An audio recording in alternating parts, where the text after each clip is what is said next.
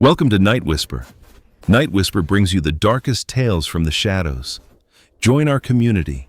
Subscribe, leave a like, and prepare yourself for stories that will haunt your dreams. Have you ever wondered what happens when things that roam in the shadows at midnight making noise are caught? Where does a vampire go after drinking the last drop of its victim's blood? What would you do if you encountered a banshee whose scream could shatter concrete? Where would you imprison a demon that escaped from the fires of hell? I can tell you exactly where they go. 700 feet beneath the Nevada desert, past 3 layers of reinforced titanium doors and enough concrete to build a small city, there's a place that doesn't officially exist. Ridgewater Containment Facility. That's where I work. That's where monsters go to die, or at least, that's where they're supposed to stay until we figure out how to kill them. My name is Dr. Alan Mercer, and I'm what you might call a supernatural criminologist. I interview the worst things humanity has ever encountered, document their behaviors, catalog their weaknesses, and sometimes, if I'm lucky, I find a way to put them down for good. Monday morning started like any other day in hell.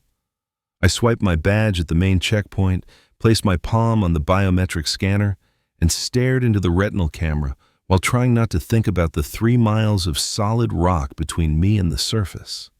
The heavy blast door groaned open with that familiar hydraulic hiss, and the recycled air of Level 7 hit my face like a cold slap.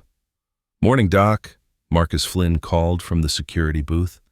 He was drinking coffee from a mug that read, "World's Okayest Guard," and watching 6 different monitor screens simultaneously. Marcus had been head of security at Ridgewater for 12 years. He'd seen things that would make most people curl up in a corner and never stop screaming, but he still showed up every day with that same crooked smile. "Morning, Marcus. Anything interesting happen overnight?" He shrugged.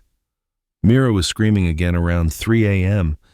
Had to pump her cell full of white noise to shut her up. Lyrics refused his blood ration, said it tasted like despair and fluoride. "And Volrath's been asking for you specifically." I stopped walking.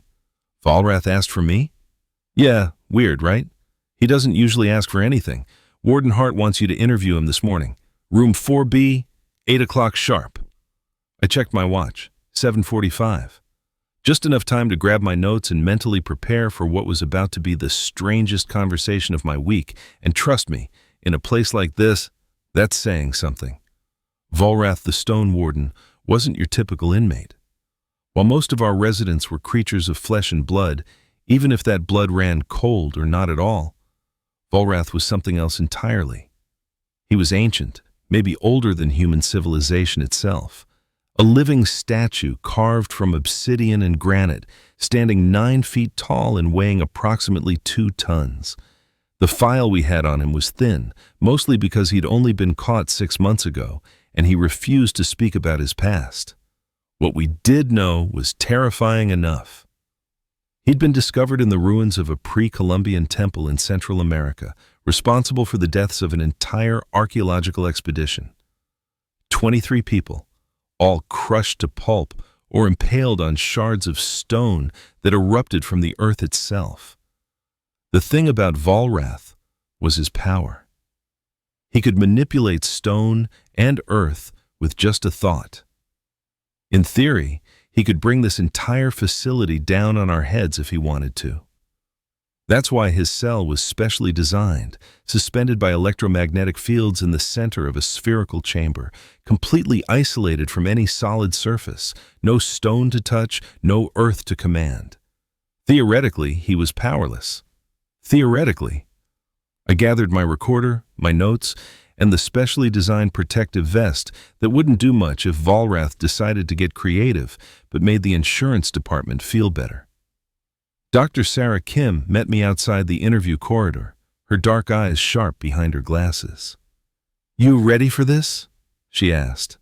Sarah was our resident expert on non-human behavioral patterns. She'd been the one to recommend the electromagnetic suspension system for Volrath's containment. "As ready as I'll ever be." "What's his mental state?" "Calm. Too calm. He's been meditating for the past 72 hours straight, and then suddenly this morning, he opens his eyes and asks to speak with you by name. Alan, I don't like this. Neither do I, but orders are orders. Warden Hart wants answers about the temple incident, and Volrath's the only one who can give them to us. Sarah handed me a small device that looked like a fitness tracker. Seismic monitor. If there's even the slightest tremor in the chamber, you get out immediately.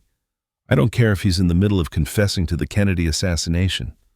I strapped it to my wrist. Thanks, Sarah. Wish me luck. Luck won't help you in there, but I'll wish it anyway.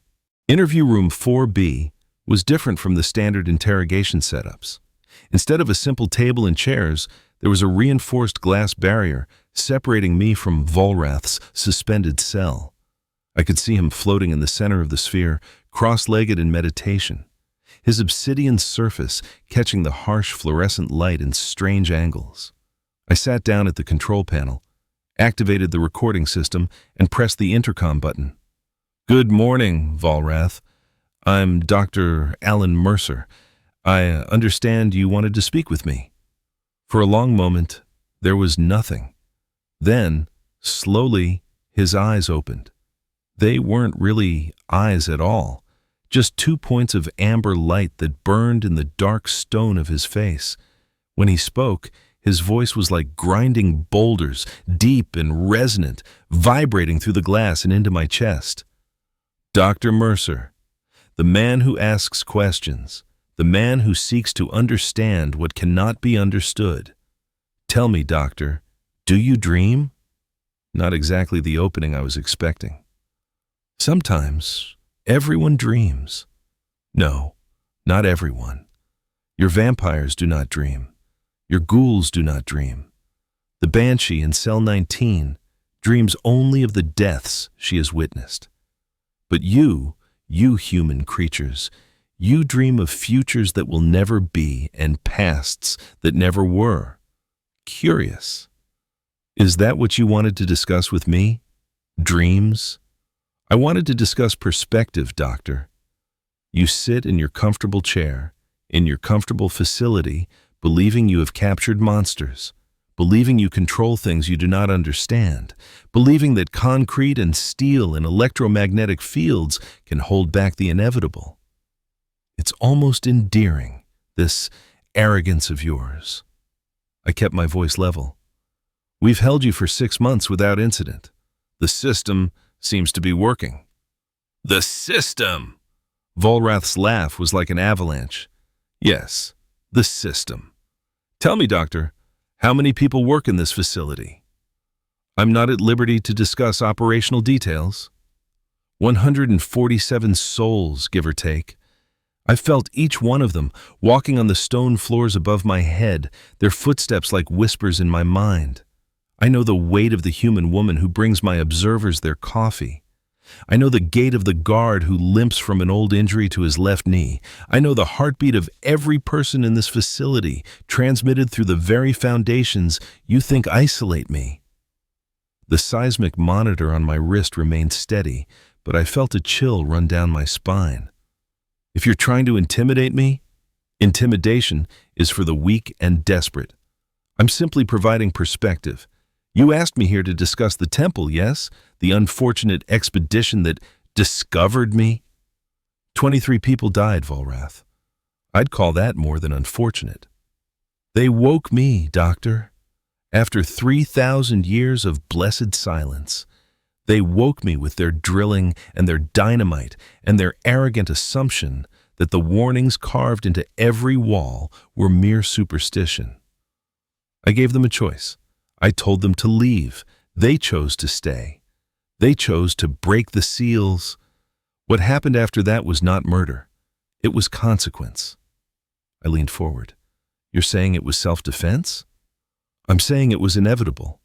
There are rules, Doctor, ancient rules, boundaries that should not be crossed. Your people, in your endless hunger for knowledge and gold and glory, you cross them again and again. And when the price comes due, you act surprised. What rules? What boundaries? The kind that keep things like me buried and sleeping. The kind that prevent what's coming. And what's coming, Volrath? His amber eyes seemed to glow brighter. You're asking the wrong questions, Doctor. You should be asking who else is asking, who else is awake, who else is waiting. Before I could respond, the seismic monitor on my wrist chirped once, a tiny tremor, barely registrable, but definitely there. My eyes shot to the readout. The vibration wasn't coming from Volrath's cell. It was coming from deeper in the facility. I see you've noticed, Volrath said quietly. Tell me, Doctor, do you know what happens when you lock too many predators in the same cage? Eventually, they stop fighting each other and start looking at the bars. The intercom crackled with Marcus's voice, tense and urgent. Dr. Mercer, we need you in security immediately. We have a situation developing in Sector C. I stood up, still watching Volrath. We're not finished here. Oh, Doctor, we haven't even begun. Go. See what your perfect system has created. But remember this conversation. Remember that I warned you. Some cages were never meant to be opened from the outside. I ran. The corridors of Ridgewater were designed like a maze, each sector sealed off from the others by blast doors that could drop in seconds. As I sprinted toward security, I could hear alarms starting to wail in the distance. Not the general alarm, which would have meant a full breach. This was something else, a containment warning. Marcus met me outside the security center, his face pale. What's happening? I demanded. It's Lyrics. He's awake and he's talking. Not to us, to something, someone. We picked it up on the audio monitors. Through the reinforced window of the security center, I could see the wall of monitors showing different cells. On screen 12, I could see Lyrics, the vampire we'd captured after he'd drained an entire nightclub in Boston. He was standing at the far wall of his cell, his pale fingers tracing patterns on the concrete, and his lips were moving. Boost the audio, I ordered. One of the technicians cranked up the volume. Lyric's voice filled the room, speaking in a language I didn't recognize. It sounded old, older than Latin, older than anything I'd studied. But there was something else, too. A rhythm, a cadence. He was reciting something. Is that? Sarah had appeared beside me, her face tight with concern. Alan, is he chanting? It looks like it. Get me a translation team. I want to know what he's saying. We don't need a translation team, Marcus said grimly. He pointed to another monitor. Look at cell 19. Mira's cell. The banshee was at her wall too, her ghostly fingers making the same patterns, her lips moving in perfect synchronization with Lyric's. And cell 7, Sarah whispered. A ghoul we'd catalogued as nonverbal was standing, swaying, matching the rhythm. How many? I asked. Marcus's fingers flew over the keyboard, pulling up cell after cell. 12. 12 inmates, all doing the same thing, all moving together. Alan, they shouldn't even be able to communicate with each other. The cells are soundproofed, isolated. Volrath knew, I interrupted. He said something about predators in cages and bars. This is coordinated. This is planned. But planned by who? Sarah asked. These are our most dangerous inmates. They hate each other. A vampire and a banshee working together? A ghoul coordinating with a demon? It's impossible. The seismic monitor on my wrist chirped again. This time, the tremor was stronger. Marcus, I need access to the structural sensors, now. He pulled up the facility schematic on the main screen. Ridgewater was built in layers, each level more secure than the last. Level 1 was administration and processing. Levels 2 through 5 were standard containment. Level 6 was high security isolation. Level 7, where we were now, was maximum containment, reserved for the entities we couldn't kill and couldn't risk escaping. The structural sensors showed stress points throughout the facility, concentrated in 3 areas. Volrath's cell, the main support column beneath Sector C, and one spot that made my blood run cold. The old elevator shaft. Ridgewater had been built on the site of an abandoned mining operation. When they constructed the facility, they'd sealed off most of the old tunnels, but the main shaft had been too large to fill completely. Instead, They'd capped it with 3 layers of reinforced concrete and steel, then built Sector C directly on top of it. Nothing could get through that seal. Nothing should have been able to anyway. "Get Warden Hart down here," I said, "and initiate Protocol Gray. I think someone's trying to break out, but not from inside the facility." Marcus stared at me. "What are you saying?" "I'm saying someone's trying to break in." The next 15 minutes were chaos. Warden Lucia Hart arrived like a red-haired hurricane, barking orders and demanding explanations. Protocol Gray was initiated, which meant all non-essential personnel evacuated to safe zones, while security teams took defensive positions.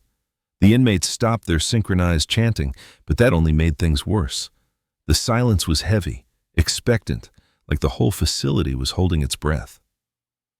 I was in the command center with Hart, Marcus, and Sarah, watching the monitors and waiting for something to happen. "Explain it to me again," Hart said, her voice sharp. "You think someone or something is trying to break into a maximum security, supernatural containment facility buried 700 feet underground. Why?" "Because of what we keep here," I replied. "Think about it, Warden. We don't just house dangerous entities, we house powerful ones, things that other creatures might want to free, or recruit, or use." "Use for what?" "I don't know yet, but Volrath mentioned it. He said I was asking the wrong questions. He said I should be asking who else is awake, who else is waiting. I think he was trying to warn me." "Volrath doesn't do anything without a reason," Sarah added. "He's been compliant for 6 months, barely speaking, barely moving. Then suddenly he asks for Alan specifically right before this happens? That's not coincidence." Marcus held up a hand. "We're getting seismic readings again, stronger this time. They're coming from—" The lights flickered. In a facility like Ridgewater, the lights don't flicker. We have 3 backup generators, solar panels on the surface, and enough battery reserves to keep us running for months. The lights do not flicker. Except they just did. "Status report," Hart snapped. "Main power is stable," one of the technicians called back. "Backups are online, but there's a draw. Something's pulling massive amounts of electricity from the grid." "What sector?" "Sector C, the old shaft seal." Hart and I locked eyes. "They're not trying to break through the concrete, Asmis," I said. "They're melting it. That would require heat levels that would—" Sarah stopped mid-sentence, her face going white. "Oh, God. Alan, what if they're using something already in the facility? What if they're using one of our inmates?" Before anyone could respond, every alarm in Ridgewater started screaming at once. The main screen filled with alerts. "Cell breach! Cell breach! Cell breach!" "Which cell?" Hart demanded. Marcus's hands were shaking as he pulled up the data. "Cell 14. It's empty, Warden. Cell 14 is empty. Whatever was in there is gone." I felt ice in my veins. Cell 14.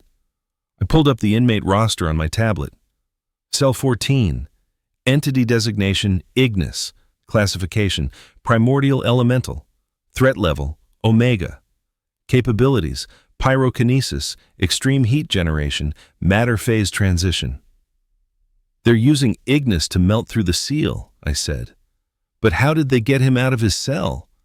The containment for an elemental is—" "Someone let him out," Sarah interrupted.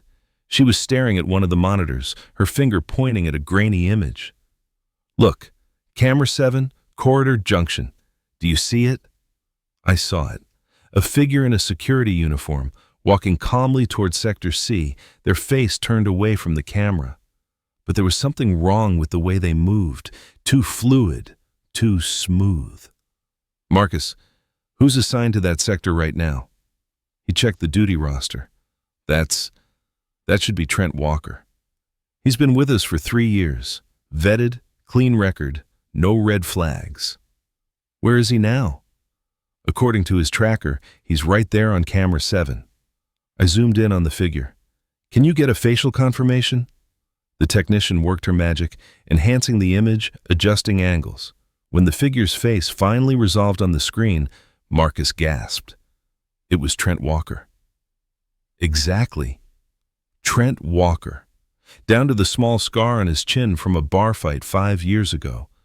But his eyes were wrong. They were clouded, milky white, like cataracts had suddenly overtaken them. "He's compromised," Hart said. "Marcus, I want a full facility lockdown.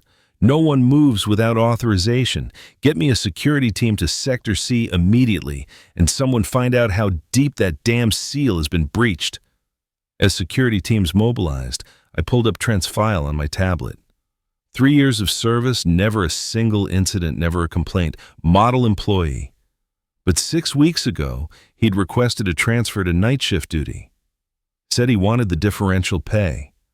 6 weeks ago was right around when Lyrics had arrived at the facility.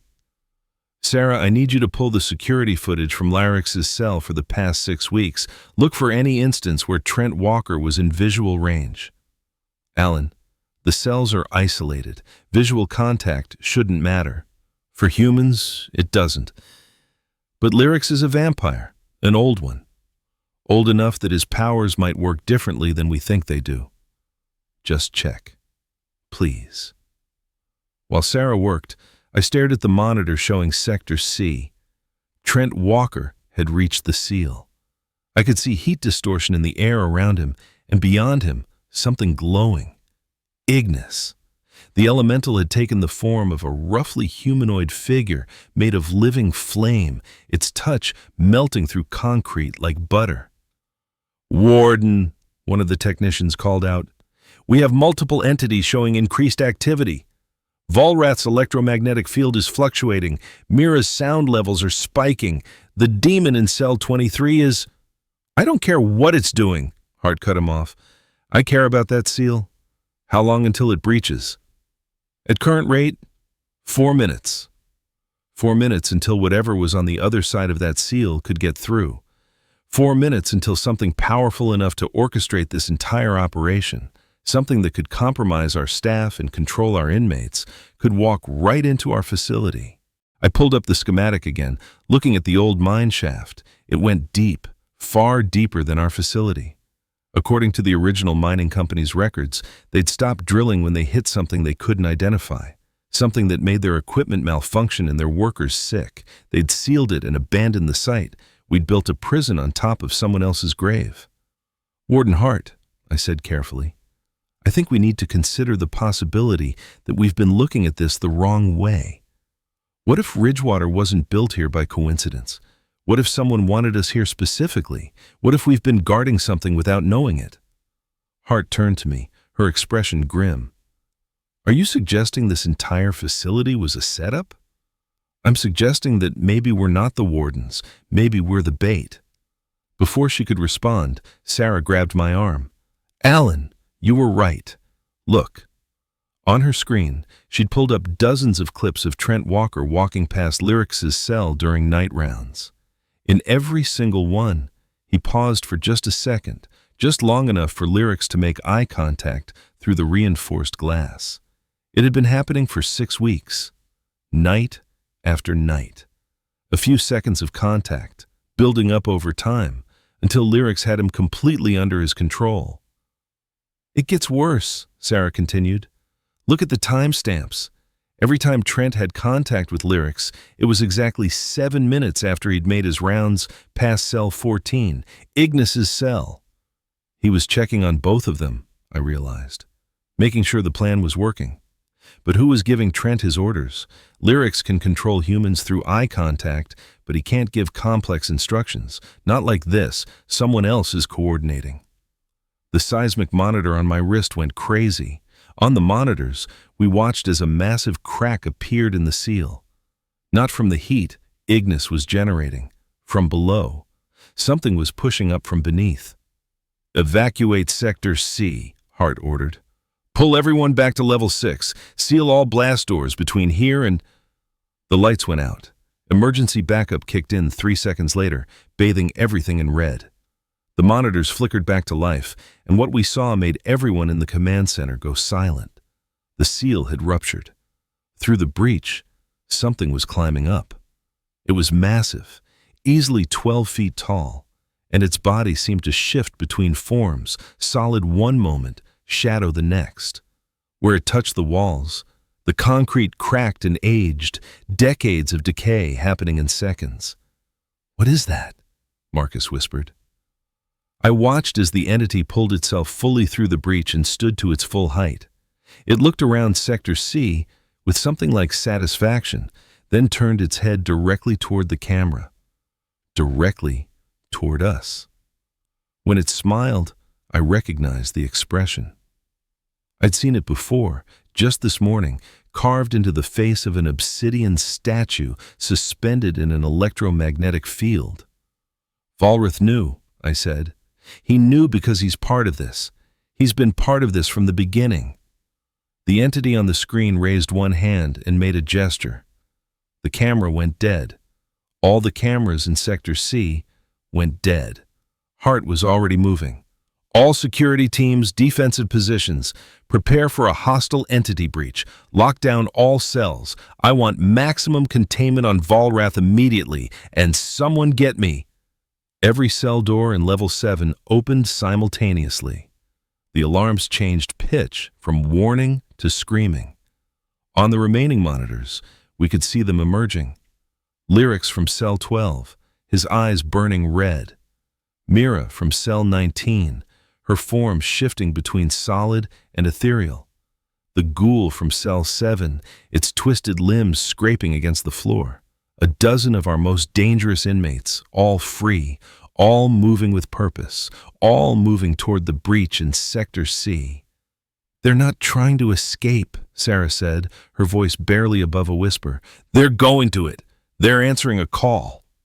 "Warden," I said, pulling up the electromagnetic field controls for Volrath's cell on my tablet. "I need authorization to drop his containment."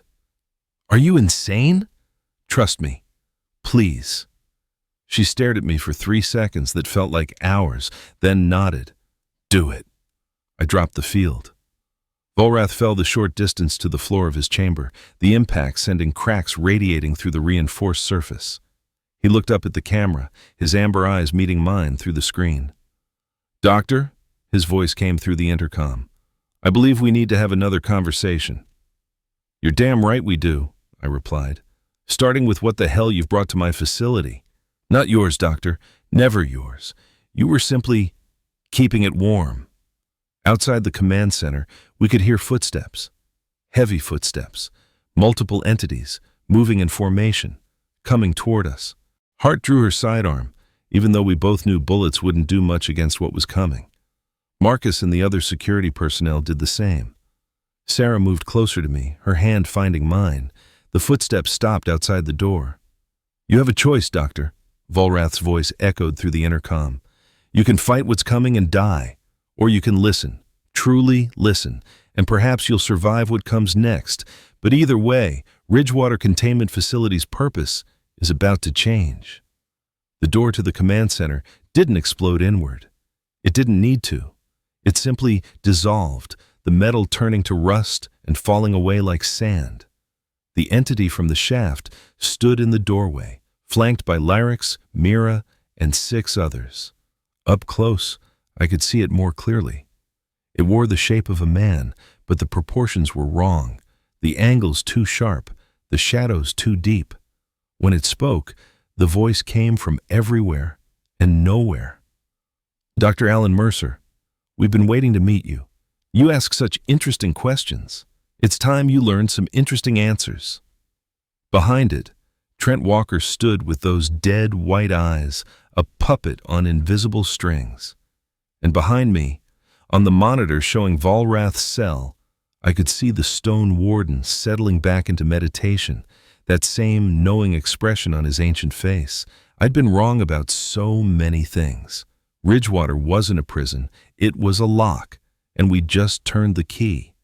The entity that stood in the doorway of our command center didn't breathe. I noticed that first. No rise and fall of chest, no subtle movement that living things make unconsciously. It simply existed, occupying space like a statue, except statues don't smile the way it was smiling at me. "Lower your weapons," Warden Hart said quietly. "Everyone, stand down." "Warden," Marcus started. I said, "Stand down, Flynn. Those guns won't do anything but give them an excuse to kill us faster." She was right, of course. I'd seen what Lyrics could do when he was angry. I'd read the reports on Mira's sonic scream, how it could liquefy internal organs at close range. And the entity in front of us, the thing that had crawled up from beneath 700 feet of earth and stone, radiated power that made my skin crawl. Hart holstered her weapon and stepped forward, placing herself between the entity and the rest of us. Say what you want about Lucia Hart, but the woman had steel in her spine. "I'm Warden Lucia Hart, commanding officer of this facility. You're trespassing on federal property. Identify yourself and state your purpose." The entity tilted its head, studying her the way a scientist might study an insect. Federal property, such human concepts, borders drawn on maps, laws written on paper, authority granted by consensus, all of it so temporary. Its voice was wrong. Each word seemed to come from a different direction, layered over itself, creating harmonics that hurt to hear. When it spoke, I felt the words in my teeth. "You haven't answered my question," Hart pressed. "Haven't I?" "I identified myself the moment I arrived. You simply lack the context to understand. As for my purpose..." The entity gestured to the destroyed door, to the freed inmates standing behind it. "I'm reclaiming what was stolen from me." "Nothing in this facility belongs to you," Hart said firmly. "These entities were captured in accordance with international supernatural containment protocols. They're here because they're dangerous, because they've killed..." "Because you fear them," the entity interrupted. "Because you don't understand them. Because in your limited human perspective, anything with power must be controlled or destroyed. But tell me, Warden, who gave you the right to be judge, jury, and jailer?" "The same authority that's going to lock you in a cell if you don't stand down," Hart shot back. The entity laughed. It was a terrible sound, like glass breaking backwards, like screams played in reverse. Behind it, Lyrics and Mira seemed to flinch. Even the inmates were afraid of this thing. "Oh, Warden Hart. So brave, so determined. You remind me of the others who tried to contain me. 3,000 years ago, they built temples around my prison, carved warnings in stone, tried to convince future generations to leave well enough alone." It paused. "You built over those warnings. You drilled through those seals. And then you had the audacity to call this place a containment facility." "You're the one from the mine shaft," I said, my voice steadier than I felt.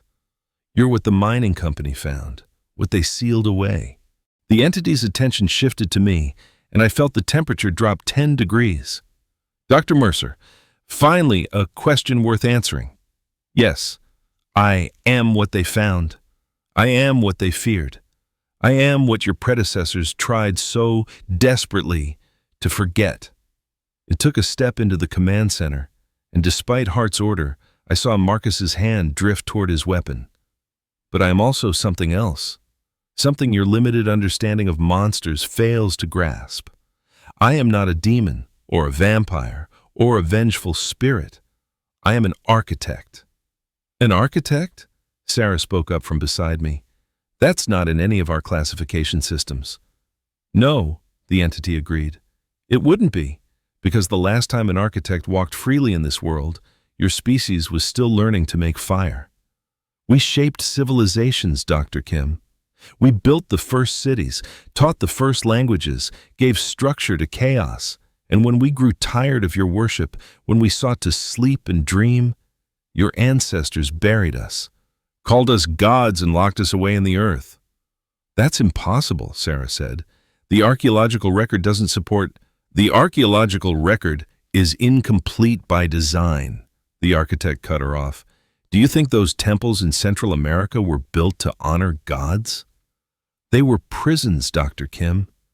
Every pyramid, every buried city, every mysterious ruin that your archaeologists puzzle over.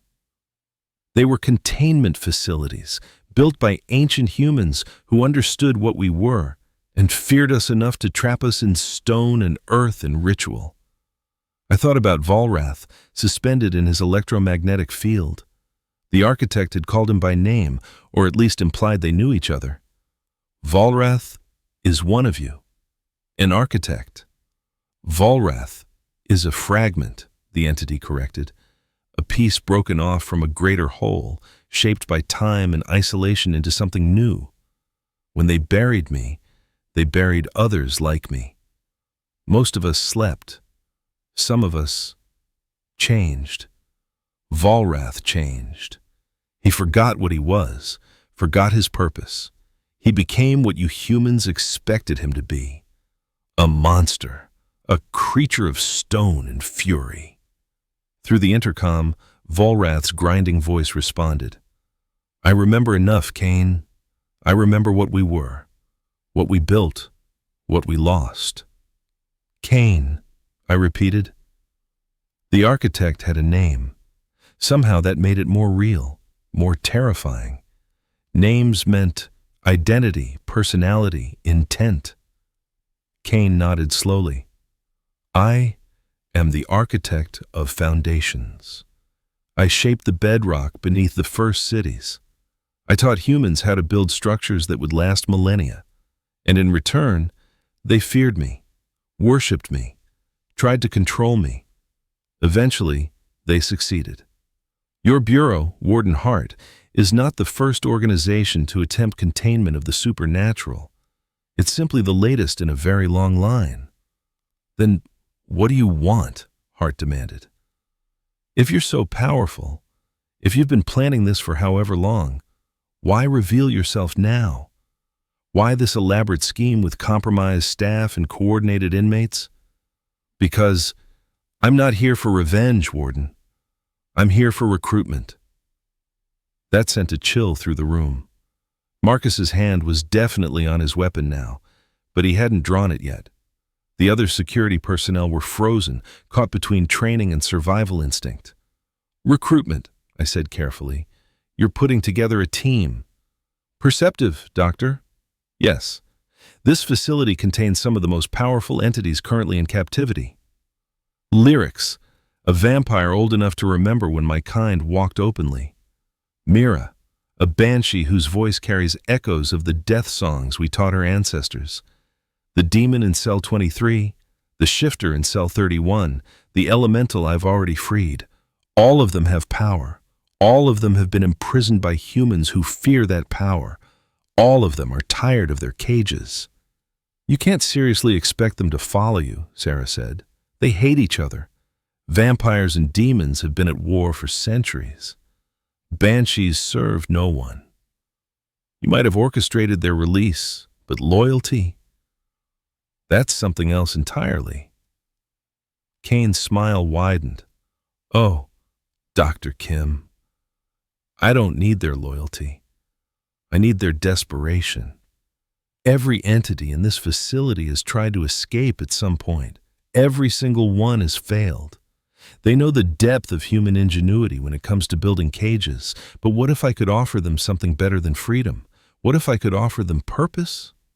What purpose? Hart asked, her voice low and dangerous. The same purpose I had 3,000 years ago. To rebuild what was lost. To reclaim what was taken. To show humanity that there are older things than their laws, deeper things than their understanding, and that some boundaries were never meant to be crossed. You want to tear down the containment system, I realized. Not just here, everywhere.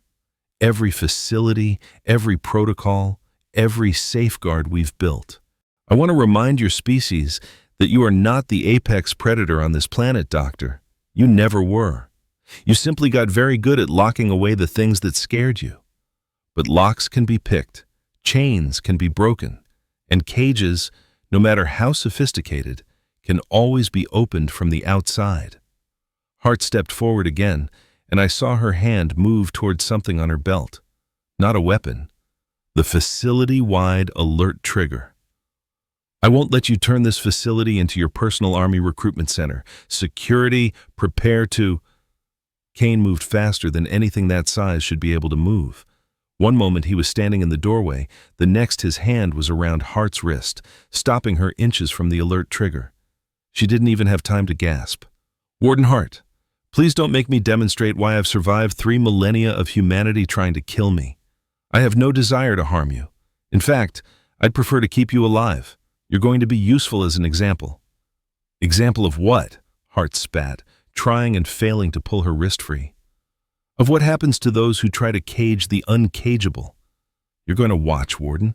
You're going to see every protocol fail, every safeguard crumble, every certainty you held about your control over these entities dissolve.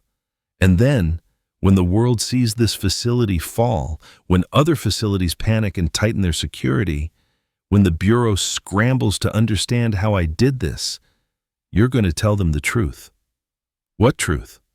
"That you never had control in the first place, that every entity you've locked away was simply waiting for the right moment, that I didn't break into Ridgewater, Warden. I was invited." He released her wrist and stepped back. Hart rubbed her arm, glaring at him with pure hatred. "Invited by who?" I asked. "You said you were invited. Volrath's been in containment. The other inmates couldn't possibly have known you were down there. So who invited you?" Kaine looked at me with something like approval. "There it is, that magnificent human curiosity.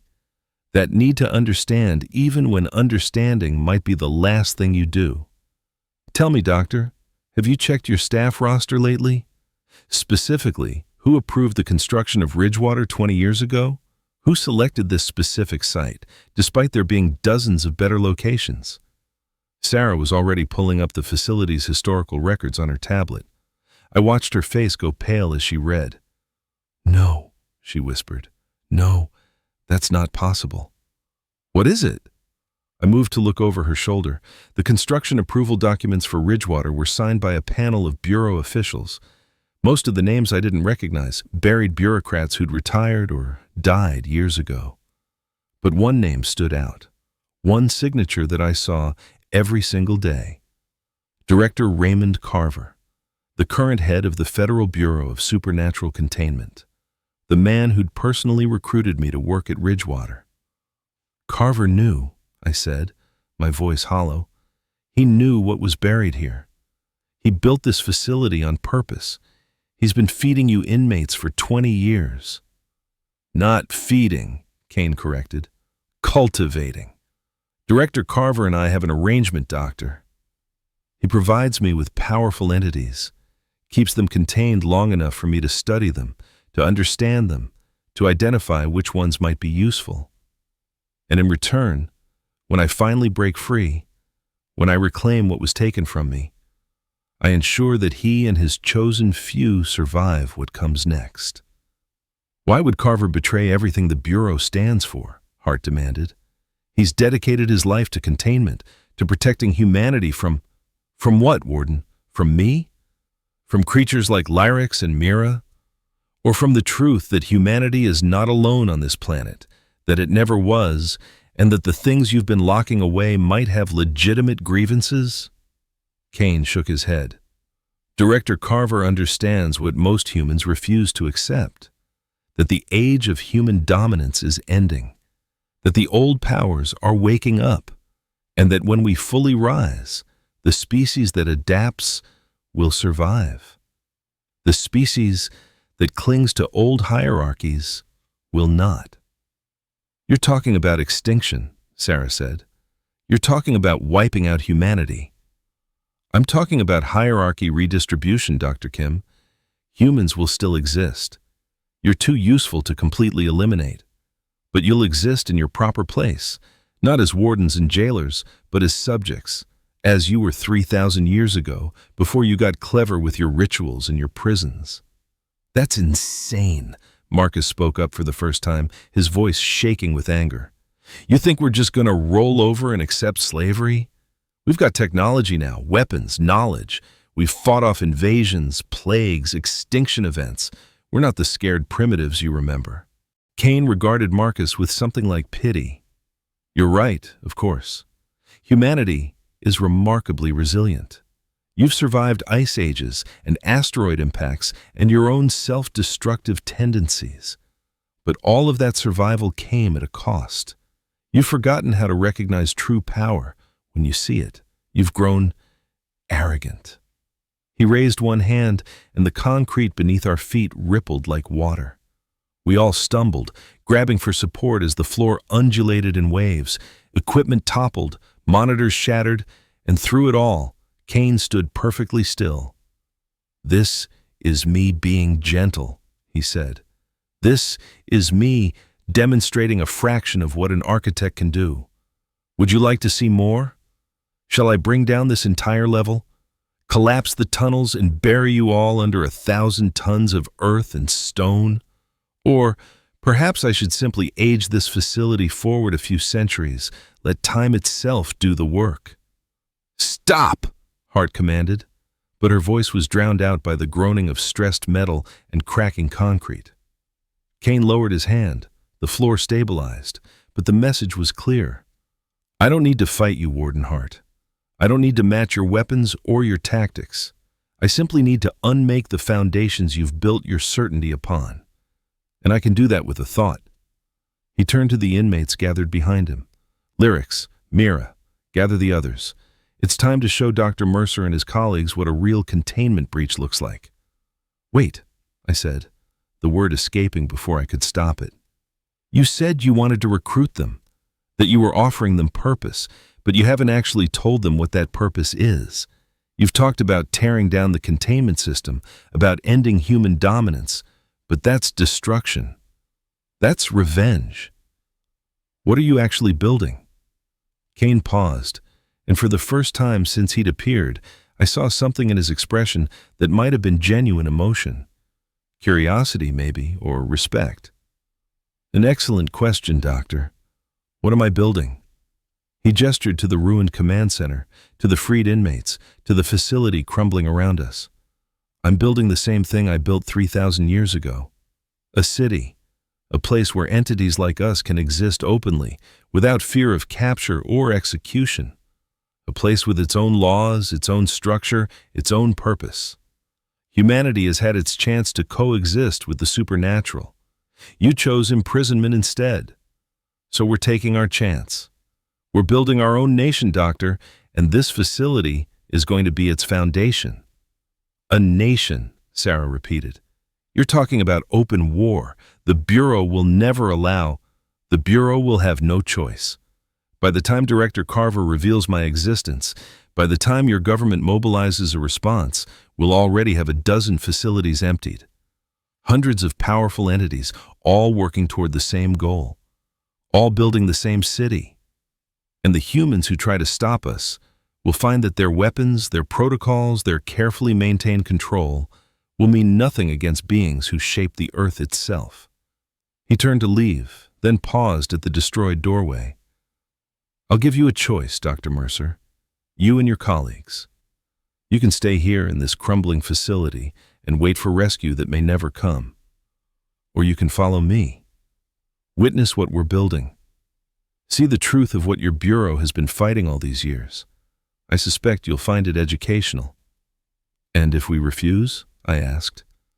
"Then you'll die when Ridgewater falls, which should be—" He cocked his head, as if listening to something only he could hear. "Approximately 6 hours from now. The supports are already failing. The old mine shaft is collapsing. By midnight, this entire structure will be 700 feet of rubble, but the choice is yours." Kaine walked away, his form already beginning to shift and blur at the edges. Lyrics and Mira followed him, along with the other freed inmates. Within moments, they disappeared into the red-lit corridors of Level 7, leaving us standing in the ruins of our command center. For a long moment, nobody spoke. Then Hart moved to her radio. "All units, this is Warden Hart. Facility-wide emergency. Prepare for structural collapse. Begin immediate evacuation to surface. Priority Alpha. Repeat, Priority Alpha." Static answered her. The communication system was down. "Hardline," Marcus said, moving to a wall-mounted emergency phone. He picked it up, listened, and shook his head. "Cut. Everything's cut." "The elevator," Sarah suggested. "If we can get to the main elevator shaft—" "It'll be sealed," Hart interrupted. "Standard protocol during a containment breach. The facility locks down completely. No one in or out until the breach is contained. "So we're trapped," one of the technicians said, his voice rising toward panic. "We're trapped down here with that thing and all the inmates, and we're all gonna die when this place collapses." "Calm down," Hart ordered. "We have emergency protocols for exactly this situation. Backup exits, emergency supplies, redundant systems. We just need to—" A deep rumble cut her off. Not the floor rippling this time, but something deeper. Something fundamental. Through the floor, through the walls, through the very air itself, I felt Ridgewater beginning to die. 6 hours, I said. Kaine said 6 hours. We need to move now. "Move where?" Marcus asked. "Surface access is blocked. The old shaft is collapsing. Where exactly do you suggest we go?" I looked at the monitor showing Volrath's cell. The Stone Warden was still sitting in meditation, but I knew he was listening. He'd been part of this from the beginning. He'd known what was coming. Maybe he still knew how to survive it. "We go talk to Volrath," I said. "He's an architect, or at least he used to be one. If anyone knows how to survive the collapse of this facility, it's him. Or he's working with Kaine and will kill us the moment we get close," Sarah pointed out. "Maybe, but we don't have a lot of options. We can sit here and wait to be buried alive, or we can take a chance on the one inmate who might actually have a reason to keep us breathing." Hart considered for exactly 3 seconds. "Do it, but we go armed, we go ready, and the second he makes a move, we put him down." "Understood." We all nodded. As we gathered what weapons we could from the damaged armory and prepared to descend into the heart of Level 7, I couldn't shake the feeling that Kaine had planned this too, that he'd known we'd go to Volrath, that every choice we thought we were making had already been made for us.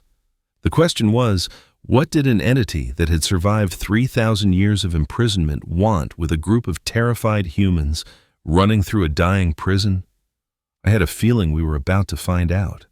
The corridors of Level 7 had never felt this wrong before. Red emergency lighting cast everything in shades of blood and shadow. The air tasted like dust and ozone, and every few minutes, another tremor would shake the facility, sending cascades of concrete powder raining down from the ceiling. We moved in formation, hard on point, Marcus and 2 other security personnel flanking, Sarah and I in the middle, with 3 more guards bringing up the rear. Everyone was armed. Everyone knew it probably wouldn't matter. "How long do you think we actually have?" Sarah whispered to me as we navigated a corridor buckled by Kaine's earlier demonstration. I checked the seismic monitor still strapped to my wrist. The readings were getting worse by the minute. "Less than 6 hours, maybe 4. The support structures are failing faster than Kaine predicted, or maybe that's what he wanted us to think." "You believe him? About building a city? About creating some kind of supernatural nation?" "I believe he thinks he can do it. Whether he actually succeeds is another question. But Sarah, think about what he said. About the Bureau, about Carver. If the head of the FBSC has been compromised for 20 years, if he's been deliberately selecting which entities get sent here, then Ridgewater was always meant to fail," she finished. "We were never the wardens. We were the recruitment pool." A scream echoed from somewhere deeper in the facility. Not human. Something else.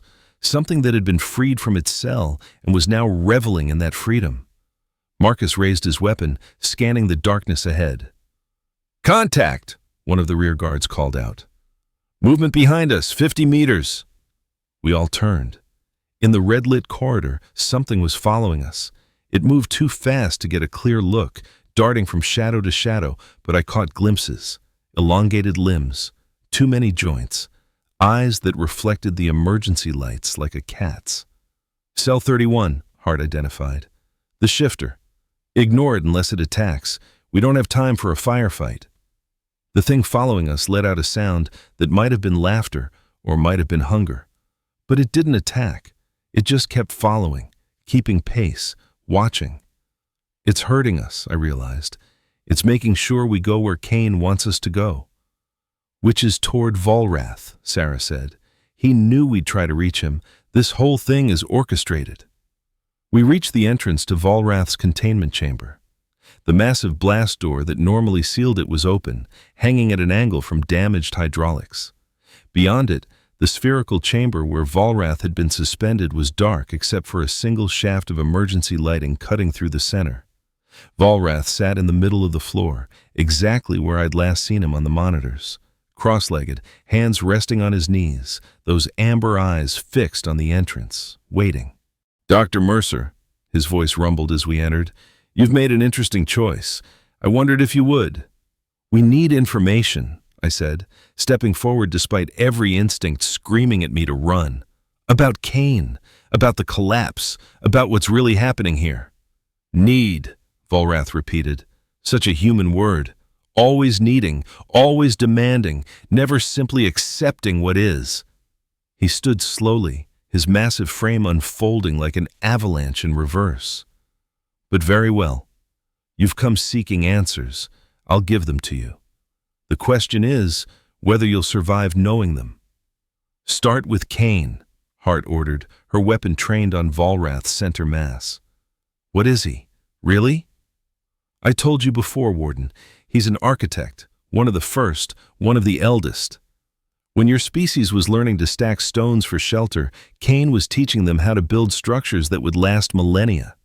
He shaped the bedrock beneath Babylon, carved the foundations of cities whose names you've forgotten. He was worshipped as a god in a dozen cultures." "And you?" I asked. "You said you were a fragment. What does that mean?" Volrath's eyes dimmed slightly, and for the first time I heard something like sadness in his voice. When they buried Kaine 3,000 years ago, they used rituals designed to break an architect's connection to the earth. They succeeded, partially. Kaine was trapped, yes, but pieces of him, fragments of his power, they broke free. I am one of those pieces, a splinter of consciousness given form and purpose.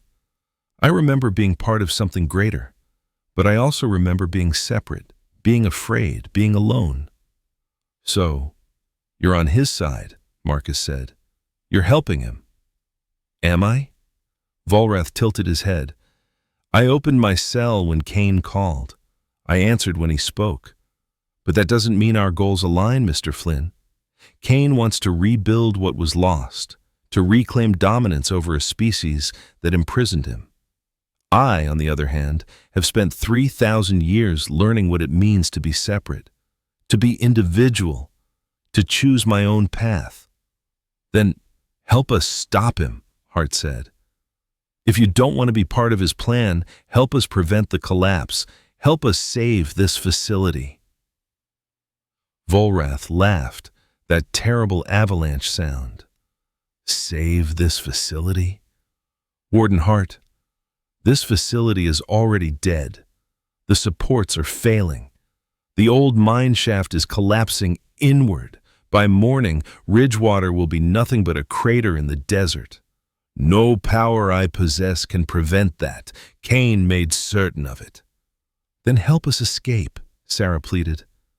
"There has to be a way out, emergency exits, maintenance tunnels, something."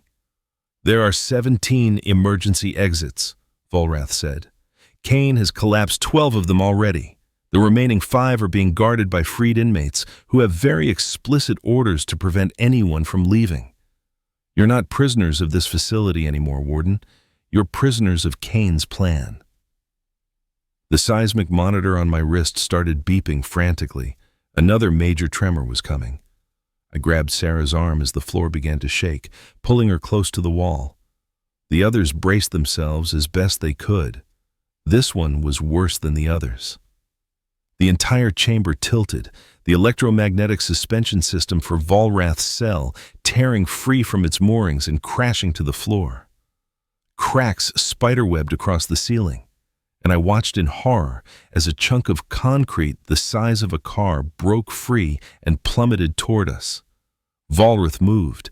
He didn't run or dodge. He simply raised one hand, and the falling concrete stopped, froze in midair. Then, with a gesture, he diverted it to the side, where it crashed harmlessly against the wall. "That," he said calmly, "was going to kill 3 of you. Consider it a down payment on the debt I'm about to incur." "Debt?" I asked, once I could breathe again. "Yes, Doctor. Because I'm about to tell you something Kaine would very much prefer you not know, and when he finds out, which he will, he's going to be quite angry with me. But I've decided that after 3,000 years of following the paths others set for me, it's time I chose my own direction." He gestured for us to come closer, and despite every rational thought telling me this was a trap, I moved forward. So did the others. "Kaine's plan is not what he told you," Volrath said quietly. "He's not building a city. He's not creating a nation. Those are the words he uses because they're concepts you can understand. What he's actually doing is far worse." "Worse how?" Hart demanded. "Kaine is building a cage, Warden, the largest cage ever constructed. And every supernatural entity, every creature of power, everything that you feared and imprisoned is going to be locked inside it. Including me. Including every inmate he's freeing from facilities like this one." "That doesn't make sense," Sarah said. "Why would he free inmates just to imprison them again?" "Because Kaine learned something during his 3,000 years of captivity," Volrath explained. "He learned that power, true power, doesn't come from freedom. It comes from control. The ancient humans who imprisoned him did so using rituals, using sacred geometry, using the very foundations of the earth itself. Kaine studied those rituals. He understood them. And then he improved them." I felt ice in my veins. "He's going to use the freed inmates as a power source." "Precisely, Doctor. Every entity he recruits, every being he promises freedom and purpose, they're all components in a ritual larger than anything humanity has ever seen.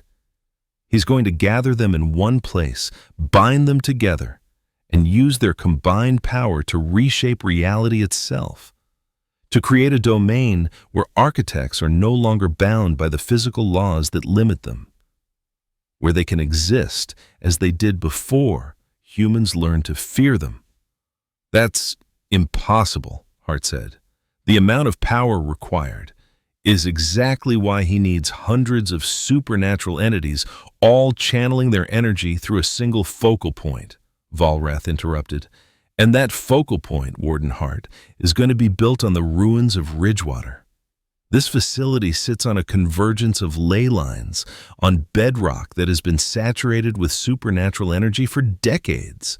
It's the perfect foundation for what Kaine intends to build." "Director Carver knew," I said, the pieces falling into place. "That's why he chose this site. That's why he's been sending the most powerful entities here. He's been preparing the ground for Kaine's ritual." "Yes. And in return, Carver expects to be granted a place in Kaine's new order, to be given power over the humans who remain. He's traded his species' freedom for personal authority." "How do we stop it?" Marcus asked. "There has to be a way to disrupt the ritual, to break the convergence." Volrath was quiet for a long moment. When he spoke again, his voice was heavy. "There is one way, but you won't like it." "Tell us," Hart commanded. "The ritual requires a foundation, bedrock saturated with supernatural energy, amplified by the presence of powerful entities. If you could remove that foundation, collapse the bedrock itself, the convergence would shatter. The ritual would fail." "You want us to destroy the convergence point," I said, "to collapse the mine shaft completely." "Not just the mine shaft, Doctor, all of it. The entire geological structure beneath Ridgewater. You'd need to trigger a collapse so complete, so catastrophic, that it would fracture the ley lines themselves. It would take a massive amount of explosive force applied at precisely the right points in the bedrock." "We have explosives," Hart said. "Standard demolition charges for emergency situations, but not enough to collapse an entire geological formation." "No," Volrath agreed. "But you have something better. You have Ignis." I stared at him. The elemental Kaine freed. You want us to use it to trigger the collapse? Elementals are living reactions, Doctor. Ignis isn't just fire. He's combustion itself, transformation of matter to energy. If you could direct him into the bedrock, if you could make him release all of his stored energy at once in a focused detonation, the resulting explosion would be equivalent to a small nuclear weapon. It would shatter the convergence. It would ruin Kaine's ritual. It would also kill everyone in the facility, Sarah said. Us included. Not everyone, Volrath said. I can create a shelter, a pocket of stabilized stone that would survive the blast. It wouldn't be large, but it would be enough for a dozen humans. Maybe 15 if you're friendly. And the inmates? I asked. The entities Kaine has freed? What happens to them?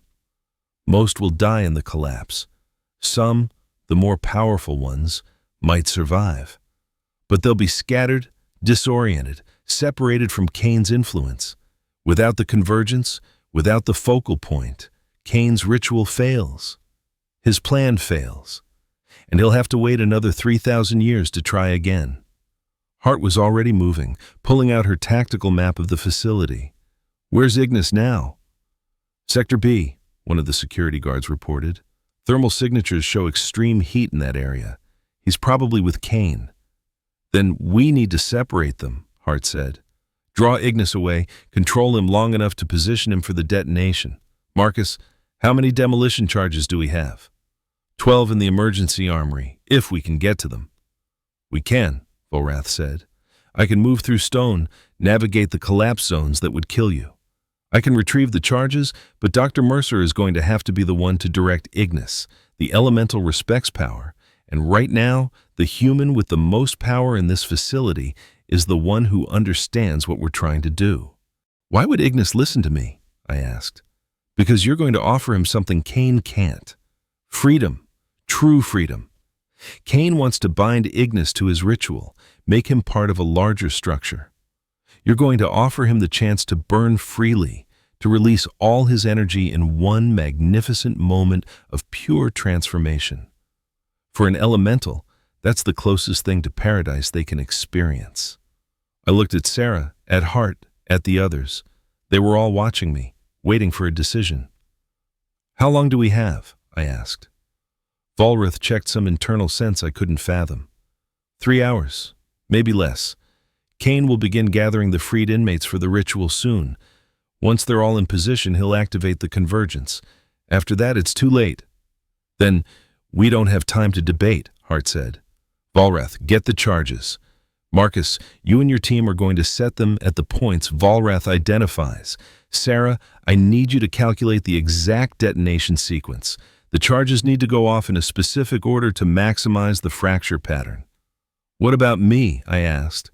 You're going to do the hardest job, Hart said grimly. You're going to convince a living manifestation of fire to commit suicide. The next 2 hours were chaos. Volrath disappeared into the stone, moving through solid rock like a fish through water, retrieving the demolition charges from the armory while the rest of us planned our approach. Sarah worked out the mathematics of the collapse, identifying 12 critical points in the bedrock that, if destroyed in the right sequence, would shatter the convergence completely. The problem was that 11 of those points were accessible. The 12th was directly beneath Kaine's position in Sector B, where he was gathering the freed inmates for his ritual. We can't set a charge there without him knowing, Marcus said. He'll stop us.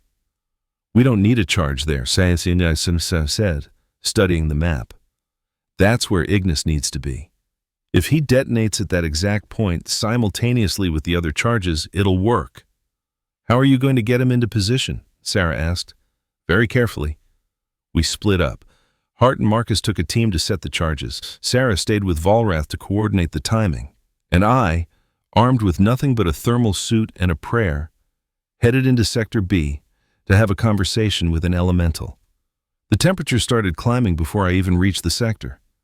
By the time I got to the main corridor, it was hot enough that my thermal suit was struggling to compensate. The walls were glowing red, the air shimmering with heat distortion, and there, at the end of the corridor, I saw him. Ignis was beautiful and terrifying in equal measure.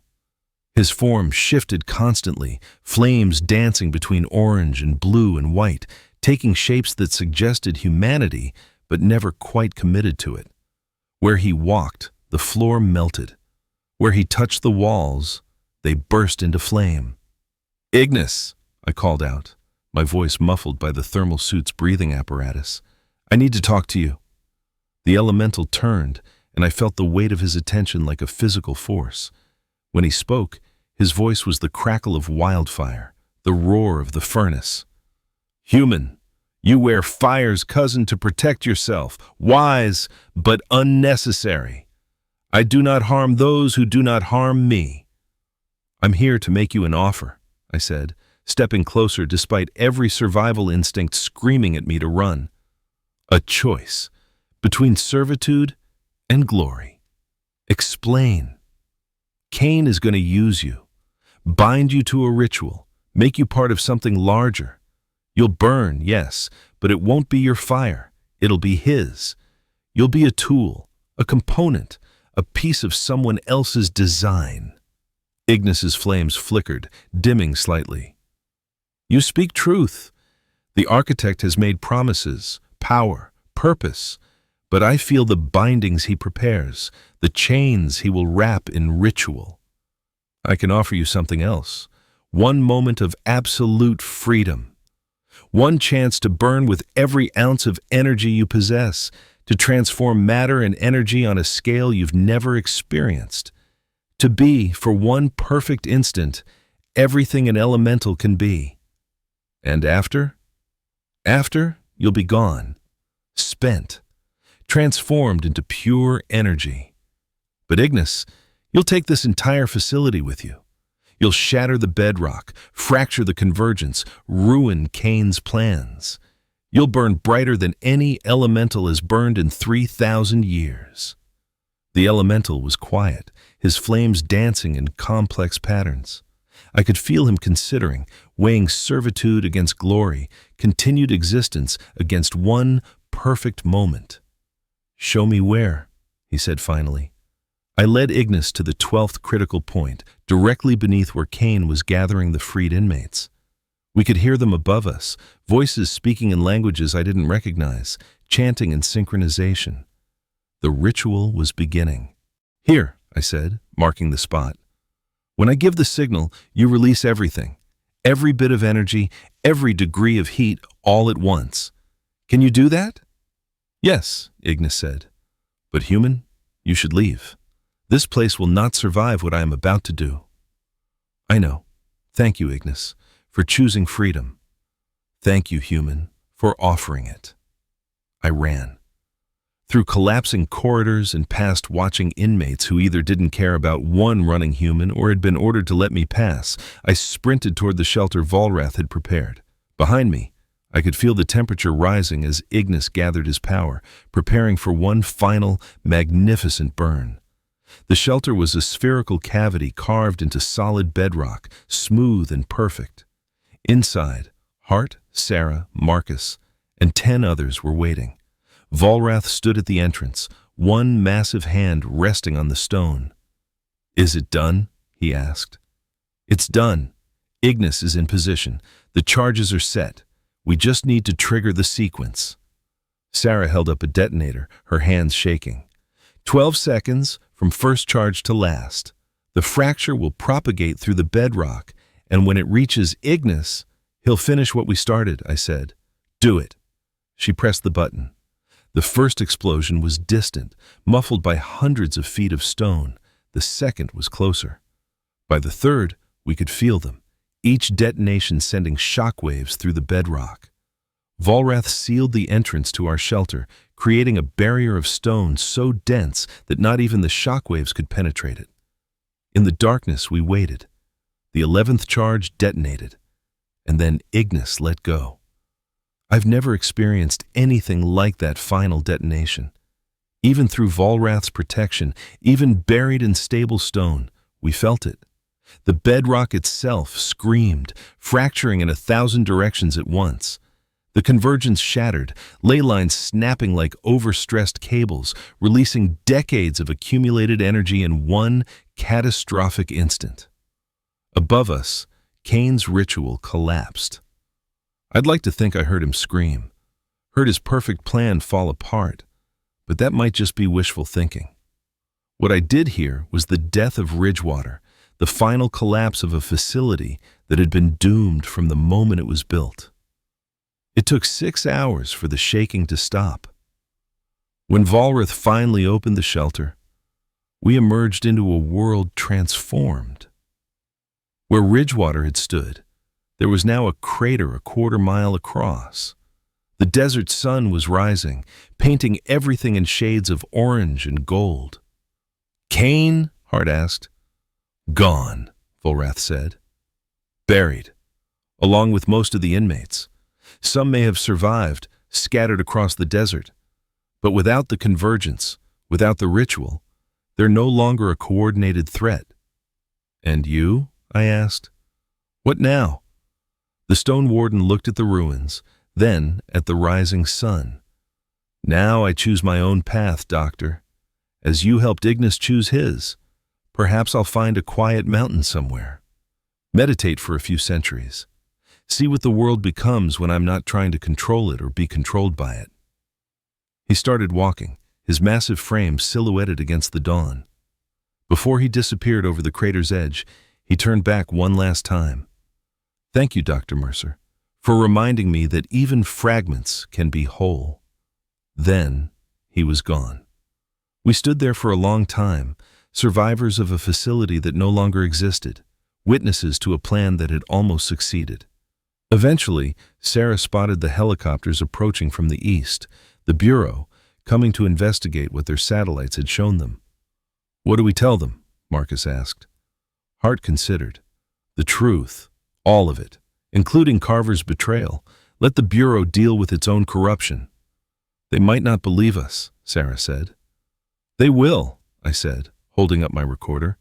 "I documented everything, every conversation, every revelation, including Volrath's explanation of Kaine's plan. The truth gets out, one way or another." 3 months later, I sat in a conference room in the Bureau's Washington headquarters, watching Director Raymond Carver's televised confession. He admitted everything: the selection of the Ridgewater site, the deliberate gathering of powerful entities, his collaboration with Kaine. He claimed he was trying to prevent a worse outcome, that Kaine had threatened global catastrophe if Carver didn't cooperate. Maybe that was true. Maybe it wasn't. Either way, Carver was going to spend the rest of his life in a cell similar to the ones he'd helped build for others. The Bureau restructured completely. New leadership, new protocols, new facilities built on principles of rehabilitation rather than just containment. It would take years to implement, and there would be failures along the way. But it was a start. As for me, I took a new position, not as an interviewer or researcher, as an advocate, someone who worked to ensure that supernatural entities received fair treatment, that they weren't just locked away and forgotten. Because Kaine had been right about one thing: humanity had grown arrogant. We'd assumed that power gave us the right to imprison anything we feared. Maybe it was time we learned to coexist instead. I still think about Ignis sometimes, about that one perfect moment when he chose glory over servitude, about the light he must have created, burning with every ounce of his being. That's what freedom looks like, I think. Not the absence of constraints, but the ability to choose your own ending. And in a facility built on cages and control, that choice was the most revolutionary thing of all.